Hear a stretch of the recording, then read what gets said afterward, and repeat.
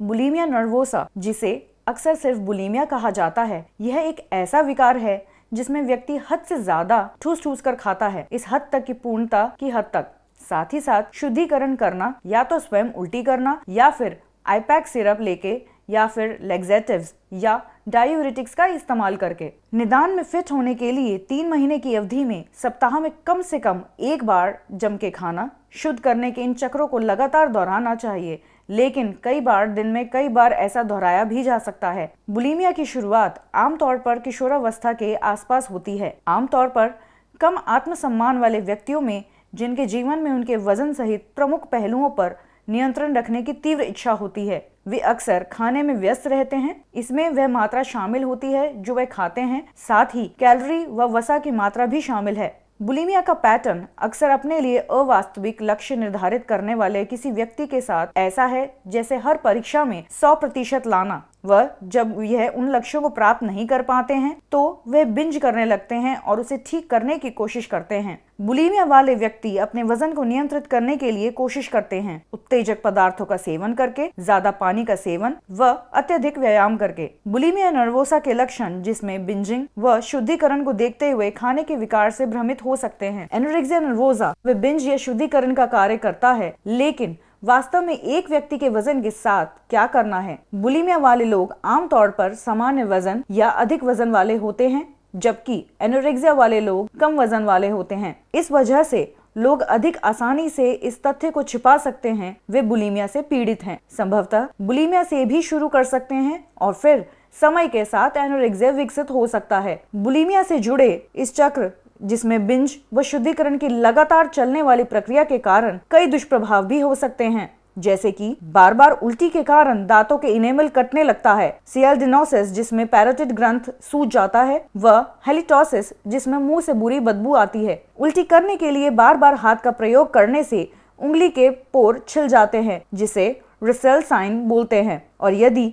उल्टी इतनी जोरदार हो तो एसोफेगस व पेट पानी निकालता है, जिसमें मैलरी बेस सिंड्रोम बोलते हैं, जिसके कारण पेट में दर्द रहता है व उल्टी के साथ खून भी आ सकता है, जिसे हेमाटोमेसिस कहते हैं। वक्त के साथ उल्टी के कारण शरीर में पानी की कमी होने लगती है, जिसके कारण हाइपोटेंशन हो जाती है। 90/50 से नीचे रक्तचाप, साथ ही साथ टैकिकार्डिया या 100 से अधिक दिल की धड़कन प्रति 1 मिनट तेज गति से चलती है। बुलिमिया में शुद्धिकरण के कारण इलेक्ट्रोलाइट्स की कमी भी हो सकती है, जिसमें सोडियम क्लोराइड, मैग्नीशियम फोस्फेट व पोटेशियम के निम्न स्तर के साथ साथ एक सामान्य चयापचय क्षारीकता का कारण बनता है। कम पोटेशियम या हाइपोकैलीमिया विशेष रूप से चिंताजनक है, क्योंकि यह मांसपेशियों की कमजोरी और यहाँ तक कि कार्डियक अरेस्ट के कारण, जिसमें बाद में मृत्यु भी हो सकती है। बुलिमिया अंतःस्रावी परिवर्तनों को भी जन्म दे सकता है, जिनमें से सबसे आम महिलाओं में मासिक धर्म की अनियमितता है, जो कि एमेनोरिया भी विकसित कर सकता है, या 15 साल की उम्र में मासिक धर्म शुरू नहीं होता है। इसके अलावा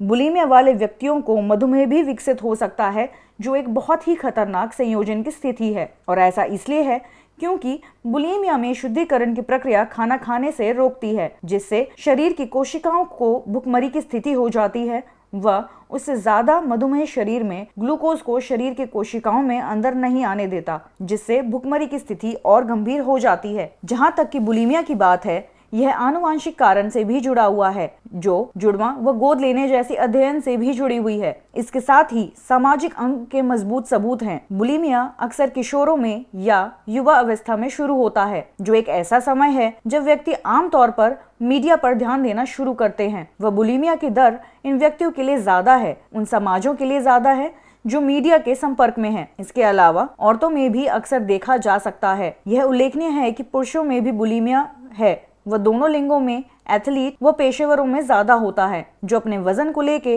ज्यादा गंभीर रूप से ध्यान देते हैं व जो शारीरिक वसा पर ध्यान देते हैं, जैसे कि नर्तकी, मॉडल या पहलवान। अंत में बुलिमिया भी आमतौर पर जुनूनी बाध्यकारी विकार, अवसाद व चिंता जैसी अन्य स्थितियों से जुड़ा हुआ है, जिनमें से सभी में अतिव्यापी लक्षण और जोखिम कारक होते हैं। सावधानी पूर्वक पोषण व वजन प्रबंधन के साथ चिकित्सा उपचार महत्वपूर्ण है, लेकिन यह भी महत्वपूर्ण है कि मनोचिकित्सा व संज्ञानात्मक व्यवहार थेरेपी साधनों का उपयोग करके व्यक्ति व परिवार के संरचना भोजन के साथ नया संबंध स्थापित करने में मदद करता है। उदाहरण के तौर पर किसी व्यक्ति को कम मात्रा में खाना सिखाना या गंभीर परिणामों की अनुपस्थिति को ध्यान में रखना। बुलिमिया को कभी कभी SSRI या चयनात्मक सेरोटोनिन रीअपटेक इनहिबिटर जैसे अवसाद अवरोधी दवाओं के साथ भी इलाज किया जाता है। आमतौर पर गंभीर मामलों के लिए दवा के साथ चिकित्सा का एक संयोजन सबसे अच्छा काम करता है। तो एक त्वरित पुनरावृत्ति के रूप में ठीक है, बुलिमिया तब होता है जब कोई व्यक्ति 3 महीने से सप्ताह में कम से कम एक बार बिंज व शुद्धिकरण के इस चक्र से गुजरता है, लेकिन आमतौर पर अभी भी सामान्य वजन या अधिक वजन वाला है।